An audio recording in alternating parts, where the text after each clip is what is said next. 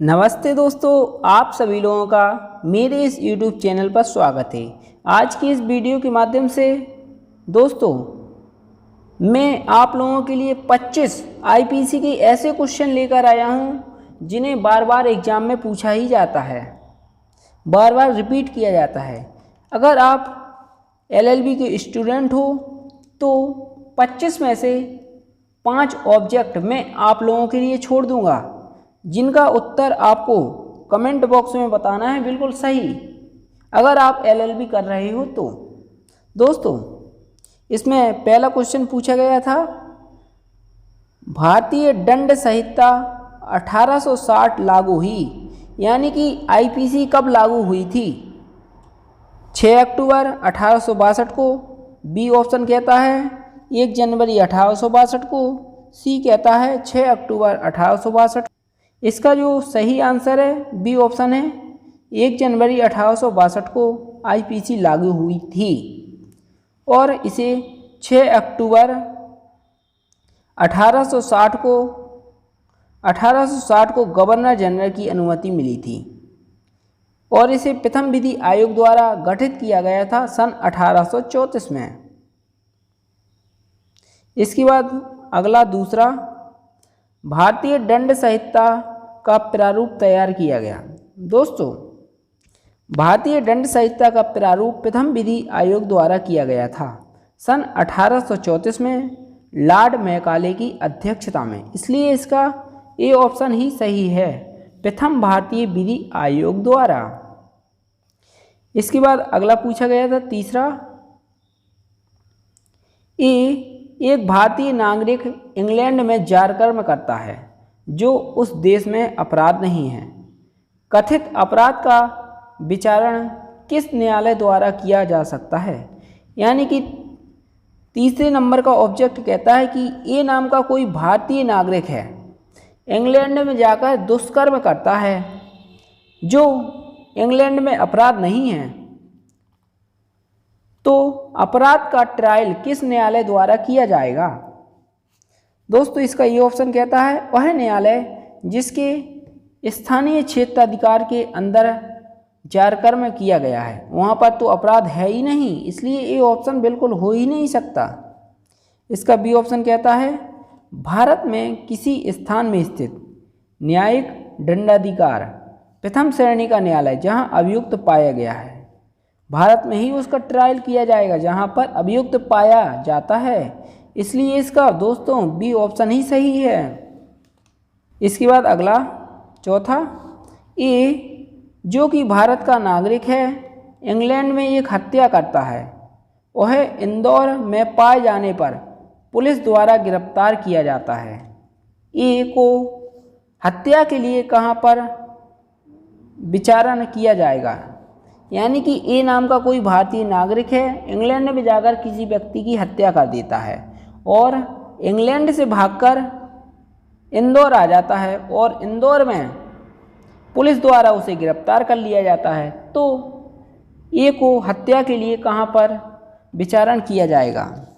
इसका A option कहता है भारत की राजधानी नई दिल्ली में, बी ऑप्शन मध्य प्रदेश की राजधानी भोपाल में, ये दोनों गलत है, और सी इंदौर में जहाँ पर वह पाया गया है, और डी कहता है भारत में किसी भी स्थान पर। इसका सी ऑप्शन सही होगा दोस्तों, इंदौर में जहाँ पर वह पाया गया है, यानी कि सी ऑप्शन बिल्कुल सही है, इंदौर में ही उसका विचारण किया जाएगा। इसके बाद अगला पांचवा, अपराध के आवश्यक तत्व। दोस्तों इसका आंसर आपको कमेंट बॉक्स में कमेंट करके बताना है कौन सा है। मैं तो आपको इसका आंसर बता ही दूंगा कमेंट बॉक्स में कमेंट करके, लेकिन आपको देखना है कि आप किस प्रकार की आपकी तैयारी चल रही है, इसलिए इसका सही आंसर आप हमारे कमेंट बॉक्स में कमेंट करके बताइए। इसके बाद अगला पूछा गया था छठवां, निम्नलिखित में से कौन सामान्यतः अपराध का आवश्यक तत्व नहीं है? यानी कि अपराध के कौन से आवश्यक तत्व नहीं हैं? आपराधिक कृत्य अपराध का एक आवश्यक तत्व है, हेतु, सी दोषपूर्ण आशय भी है और डी मानव भी है। इसलिए इसका बी ऑप्शन सही होगा। जो हेतु है वह अपराध का आवश्यक तत्व नहीं है। इसके बाद 7वां, भारत से परे किए गए किंतु उसके भीतर विधि के अनुसार विचारणीय अपराधों के दंड से संबंधित प्रावधान किस धारा में किए गए हैं? धारा 2 कहती है भारत के भीतर किए गए अपराधों का दंड, यानी कि जो व्यक्ति भारत के भीतर अपराध करता है ऐसे व्यक्तियों को भारत में ही दंडित किया जाएगा। और बी कहता है भारत से परे किंतु उसके भीतर विधि के अनुसार विचारणीय अपराधों का दंड। इसलिए इसका बी ऑप्शन ही सही होगा। धारा 3 और धारा 4 कहती है राज्य क्षेत्रातीत अपराधों पर संहिता का विस्तार है। और धारा 5 कहती है कि कुछ विधियों पर इस अधिनियम का प्रभाव ना डाला जाना। दोस्तों इसका बी ऑप्शन ही सही है। भारत से परे किए गए किंतु उसके भीतर विधि के अनुसार विचारणीय अपराधों के दंड से संबंधित है धारा 3। इसके बाद अगला आता है 8वां। इसका दोस्तों आपको कमेंट बॉक्स में कमेंट करके आंसर बताना है कि कौन सा सही है। यह आप लोगों के लिए छोड़ दिया है और मैं इसका आंसर आपको बता ही दूंगा अगर आपसे नहीं बनेगा तो। इसके बाद अगला 9वां, किस अपराध में आपराधिक मन स्थिति आवश्यक कारक नहीं है? ए हत्या, बी दहेज हत्या, सी हत्या का प्रयत्न, डी दुर्व्यवहार। इसका डी ऑप्शन ही सही है, दुर्व्यवहार। इसके बाद अगला आता है 10वां, प्रत्येक कृत्य में मन स्थिति अंतर्निहित है जब तक कि इसको प्रतिकूल साबित ना कर दिया जाए, यह अवधारणा प्रदान की गई है। यानी कि दोस्तों 10वां क्वेश्चन कहता है प्रत्येक कार्य में मन स्थिति अंतर्निहित होती है जब तक कि इसको प्रतिकूल साबित न कर दिया जाए, यह अवधारणा प्रदान की गई है। किस केस में यह अवधारणा प्रदान की गई है? इसका ए ऑप्शन कहता है सिराज बनाम डी रोटियन, और बी कहता है होप्स बनाम विनचेस्टर कॉरपोरेशन, सी कहता है क्वीन वर्सेस टालसन, और डी कहता है आर बनाम प्रिंस। इसका जो ए ऑप्शन है बिल्कुल सही होगा। ए ऑप्शन सिराज बनाम रोटियन, इसलिए इसका ए ऑप्शन ही बिल्कुल सही है। 11वां, कॉमन लॉ में मन स्थिति सिद्धांत के अपवाद है, और डी कहता है उपरोक्त सभी। जो इसका सही आंसर है डी ऑप्शन होगा, उपरोक्त सभी। इसके बाद अगला आता है 12वां, कृत्य की हमें शाब्दिक रूप से व्याख्या करनी चाहिए जब तक कि कोई चीज़ स्पष्ट ना करे कि मन स्थिति आवश्यक है और धारणा प्रदान किया गया है। दोस्तों इसका आपको आंसर कमेंट बॉक्स में कमेंट कर कर बताना है कि कौन सा सही है। मैं तो आपको बाद में इसका रिप्लाई दे ही दूंगा कौन सा आंसर सही है, लेकिन आपको देखिए आप कितनी अच्छे से तैयारी कर रहे हो LLB की। इसका आंसर आपको कमेंट बॉक्स में बताना है। इसके बाद अगला पूछा गया था 13वां, एक्स के पास पर्याप्त भोजन होने के बावजूद वह भोजन एक भिखारी को नहीं देता, जिससे भूख से भिखारी की मृत्यु हो जाती है, एक्स दोषी है। यानी कि 13वें क्वेश्चन में कहा गया है कि एक्स नाम का कोई व्यक्ति है, उसके पास पर्याप्त भोजन है लेकिन फिर भी वह भिखारी को वह भोजन नहीं देता है, जिसके कारण भिखारी की मौत हो जाती है। एक्स ने कौन सा अपराध किया है? ए ऑप्शन कहता है किसी अपराध का नहीं, यानी कि कोई अपराध नहीं किया है। बी कहता है हत्या के प्रयास का, और सी कहता है हत्या करने का, और डी उतावलेपन या उपेक्षापूर्ण कार्य से मृत्यु कारित करने का। दोस्तों उसने हत्या भी नहीं की है, ना ही उतावलेपन से उसकी मृत्यु की है, ना ही हत्या करने का उसने प्रयत्न किया है। इसका ये ऑप्शन सही है, किसी अपराध का नहीं, उसने कोई अपराध नहीं किया है। इसके बाद 14वां, ए एक गिलास दूध में जहर को चीनी समझकर मिला देता है, बी दूध को पी लेता है। ए कौन सा अपराध किया है? यानी कि ए नाम का कोई व्यक्ति है और गिलास में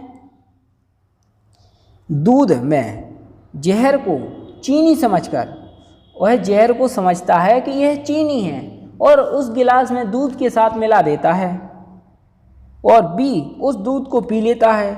तो ए ने कौन सा अपराध किया है? इसका ये ऑप्शन कहता है हत्या का दुष्प्रेरण। ये तो है नहीं, उसने दुष्प्रेरण तो किया नहीं हत्या का, इसलिए ये नहीं हो सकता। बी हत्या का प्रयास, ना ही उसने हत्या का प्रयास किया है। सी हत्या की तैयारी, उसकी कोई तैयारी नहीं थी हत्या करने का। और डी कोई अपराध नहीं किया, उसने कोई अपराध नहीं किया। इसका डी ऑप्शन ही सही है। इसके बाद अगला पूछा गया था 15वां, इसका आंसर दोस्तों आपको कमेंट बॉक्स में कमेंट कर बताना है कि कौन सा ऑप्शन सही है। आप देख लीजिए, ये ऑप्शन है, ये ऑप्शन है मेंस रिया अपराध का आवश्यक तथ्य है और मेंस रिया के बिना कोई अपराध नहीं हो सकता। दोस्तों आप इसका कमेंट बॉक्स में आंसर कमेंट कीजिए, लेकिन आपको बिल्कुल सही आंसर बताना है कमेंट बॉक्स में। आप अगर लॉ के स्टूडेंट हो तो आपसे बन जाएगा यह 15वां नंबर का ऑब्जेक्ट। दोस्तों इसके बाद अगला पूछा गया था 16वां, मेंस रिया की अनुपस्थिति में निम्नलिखित में से कौन सा कार्य अपराध नहीं होगा। यानी कि 16वां क्वेश्चन कहता है कि मेंस रिया की अनुपस्थिति में कौन सा कार्य अपराध नहीं होगा। ये ऑप्शन है निजी उपताप यानी कि प्राइवेट न्यूसेंस, बी आपराधिक अपमान लेख, सी लोक उपताप यानी कि पब्लिक न्यूसेंस, डी न्यायालय की अवमानना। इसका जो ये ऑप्शन है बिल्कुल सही होगा, निजी उपताप यानी कि प्राइवेट न्यूसेंस। इसके बाद अगला पूछा गया था आईपीसी 1860 की उद्देशिका के अनुसार आईपीसी का उद्देश्य है। इसका क्या उद्देश्य है?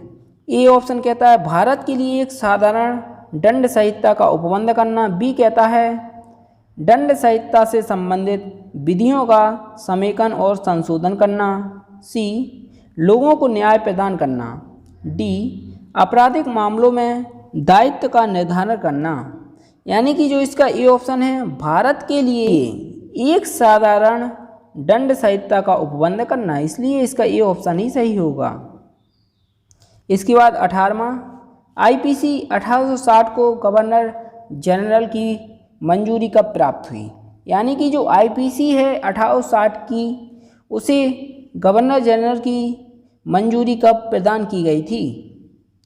इसका बी ऑप्शन सही है, 6 अक्टूबर 1860 को प्रथम विधि आयोग द्वारा 1834 में, यानी कि प्रथम विधि आयोग का गठन किया गया था सन 1834 में, और लॉर्ड मैकाले की अध्यक्षता में आईपीसी को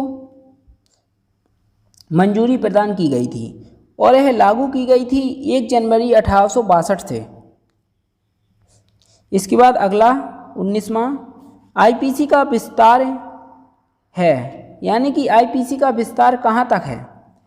संपूर्ण भारत में, संपूर्ण मध्य प्रदेश पर, जम्मू कश्मीर को छोड़कर समस्त भारत पर, डी ऑप्शन कहता है केंद्र शासित प्रदेशों को छोड़कर संपूर्ण भारत पर। यानी कि इसका जो ए ऑप्शन है वह बिल्कुल सही है, संपूर्ण भारत पर, क्योंकि 2019 में जम्मू कश्मीर राज्य से धारा 370 हटने के बाद आईपीसी को संपूर्ण भारत पर लागू कर दिया गया। 2019 के पहले जम्मू कश्मीर पर रणधीर दंड संहिता लागू थी, यानी कि आरपीसी लागू थी। दोस्तों इसके बाद अगला आता है 20वां। ए अच्छा तैराक है, वह बी को डूबते हुए देखता है किंतु उसे बचाता नहीं है। ऐसी परिस्थिति में कौन सा सही उत्तर है? यानी कि ए नाम का कोई व्यक्ति है, वह एक अच्छा तैराक भी है, लेकिन बी को नदी में डूबते हुए देखता है किंतु उसे बचाता नहीं है। तो ए नाम के व्यक्ति ने कौन सा अपराध किया? इसका पहला कहता है ए ने हत्या का अपराध किया। ए ने हत्या का अपराध क्यों किया? उसे नहीं बचाना है किसी को, तो यह तो हो नहीं सकता। बी, ए ने हत्या की कोटि में आने वाला आपराधिक मानववध किया, ना ही उसने आपराधिक मानववध किया है, इसलिए बी भी नहीं हो सकता। सी, ए ने कोई अपराध नहीं किया। ये दोस्तों बिल्कुल सही है, सी ने कोई अपराध नहीं किया। और डी कहता है ए ने आत्महत्या के दुष्प्रेरण का अपराध किया है।